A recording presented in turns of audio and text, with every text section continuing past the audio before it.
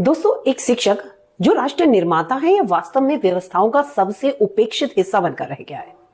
आज जब हम एक उभरते हुए भारत में एक नए भारत की बात करते हैं तो हमारे कानों में बड़ी शान से गूंजता है कि भाई गुरु गोविंद दो खड़े। लेकिन हकीकत के धरातल पर उतरते हैं तो क्या आज समाज और हमारी व्यवस्थाएं सच में गुरु को वो स्थान दे रही हैं?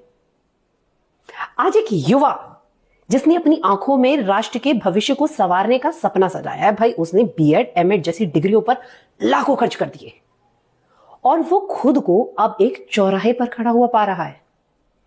अगर सरकारी वैकेंसीज की बात करें तो सूखा और योग्यता का अपमान दोनों है। एक तरफ सरकारी क्षेत्र में जहां वेतन तो सम्मानजनक है, लेकिन वहां प्रवेश पाना ऊंट के मुंह में जीरे के समान हो गया है। हाल ही में अगर 2025-26 की बात करूं तो आंकड़ों के अनुसार ही भारत के 18 राज्यों और केंद्र शासित प्रदेशों में लगभग 4 लाख शिक्षकों के पद खाली पड़े हैं।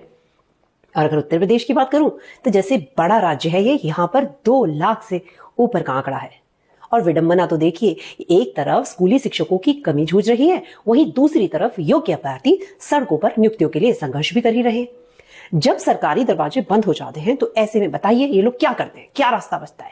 भाई बचता है प्राइवेट स्कूल। हाँ, वहां नौकरी कर लो ना, वहां तो नौकरियों के अंबार है। और कड़वा सच भी यही है कि मजदूरों से कम मोल है शिक्षकों का।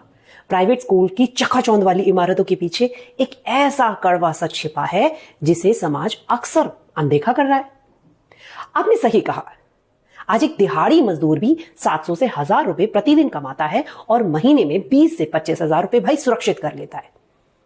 लेकिन कई तथाकथित बड़े प्राइवेट स्कूलों में एक उच्च शिक्षित शिक्षक जो होता है ना, टीचर जो होता है, वो 8 से 12 हजार रुपए की वसूली तनख्वाह पर काम करता है, वो भी मजबूर होकर। ये केवल टीचर का आर्थिक शोषण नहीं है, ये उसका बौद्धिक अपमान भी है। जब वेतन के नाम पर सौदा किया जाता है तो शिक्षक के आत्मसम्मान का क्या होता होगा? वो शिक्षक जो कल नागरिकों को ईमानदारी और स्वाभिमान का पाठ पढ़ाने वाला है भाई। अच्छा चलो, वर्ल्ड वाइड स्थिति जान लेते हैं टीचर्स की।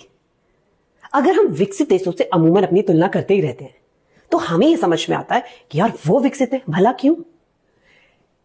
जर्मनी जैसे देश जहां पर शिक्षकों की शुरुआती वेतन लगभग $70,000 यानी करीब 58 लाख पर ईयर सालाना, यहां से तो शुरुआत होती है जी उनकी।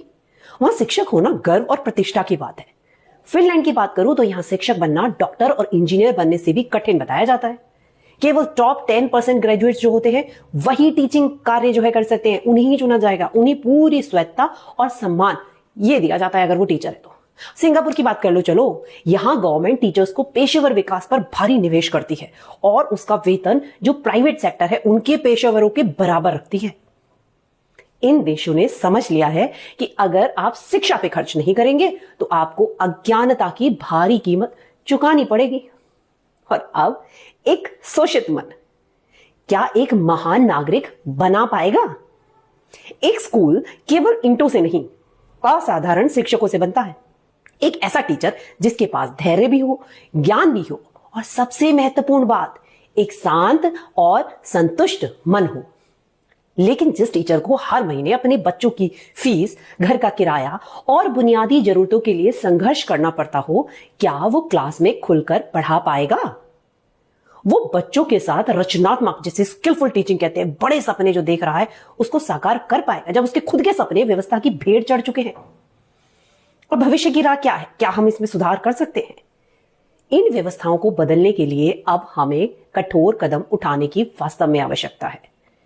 न्यूनतम वेतन कानून की सख्ती से देश में पालन होना जरूरी है। जिस तरह औद्योगिकों के लिए कानून है, वैसे ही प्राइवेट स्कूलों के शिक्षकों के लिए भी एक सम्मानजनक बेस पे तय होना जरूरी है, जो किसी भी हाल में एक कुशल श्रमिक से कम होना ही नहीं चाहिए। और सरकारी नियुक्तियों में रेगुलरिटी लानी होगी। हर साल नियमित रूप से भर्तियां निकाली जाएं ताकि वैकेंसियों का अकाल खत्म हो जाए।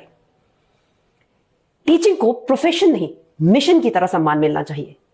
समाज को अपनी सोच बदलनी होगी।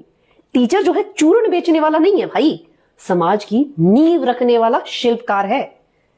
प्राइवेट स्कूलों को अपनी जवाबदेही तय करनी होगी।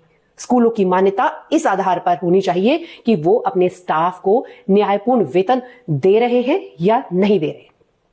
अगर आज हमने टीचर्स की इस दयनीय स्थिति को नहीं सुधारा तो आने वाले समय में कोई भी मेधावी ब्रिलियंट स्टूडेंट टीचर नहीं बनना चाहेगा। हम शायद आलीशान स्कूल तो बना लेंगे, पर उसमें पढ़ने वाले जो गुरु हैं उन्हें खो देंगे। एक मां के तौर पर, एक नागरिक के तौर पर हम कभी भी अपने बच्चे को इस पेशे में भेजने और इसकी योग्यताओं का मोल नहीं दे पाएंगे। साफ मना कर देंगे, भाई टीचर नहीं बना। अब निश्चित ही समय आ चुका है कि हम अपनी व्यवस्थाओं से सवाल पूछें कि एक शिक्षक की पेट और उसके सम्मान की बात क्या आपकी व्यवस्था नीतियों के एजेंडे में है या नहीं। और ये सवाल आप अपने आप से भी पूछिए। जय हिंद, जय भारत दोस्तों।